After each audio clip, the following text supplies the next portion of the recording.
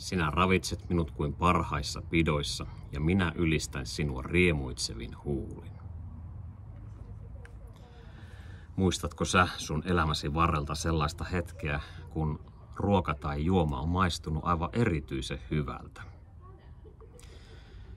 Kerran mä näin video, missä Roxette-yhtyeen kitaristi Per Gessle työsti oman musiikkinsa melodiasta sellaista, mitä voitiin soittaa taustamusiikkina lentokoneessa, kun ihmiset ovat aterialla.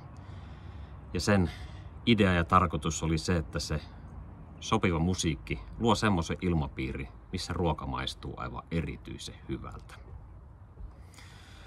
Mä muistan yhden tämmöisen hetken, milloin kahvi maistui aivan erityisen hyvältä tämmöisestä pahvimukista nautittuna.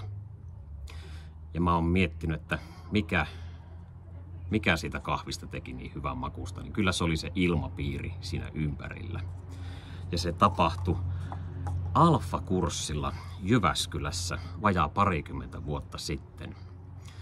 Tuo Alfa-kurssi on semmonen, missä syvennytään kristiuskoon yhdessä. Ja tämän kurssin järjesti Jyväskylän kohtaamispaikkayhteisö erään seurakuntalaisen kotona. Alfa-kurssi on ikään kuin vähän semmonen jatkoripari, mutta ei ollenkaan semmonen koulumainen, vaan siellä yhdessä ollaan jonkun teema äärellä, nautitaan hyvää ruokaa ensin ja sitten keskustellaan yhdessä. Ja se saa se keskustelu mennä juuri niihin kysymyksiin, mitä kurssilaisilla on. Tässä mainosvideossa nyt oli pääasiassa vähän ehkä minun persoona, mutta tuolla kurssilla ei tule pappi olemaan ehkä siinä pääosassa, vaan sinä ja se, että sä saat kohdata niitä asioita, jotka sua pohdituttaa ja saat kohdata yhdessä seurakunnan kanssa elävää Jumalaa.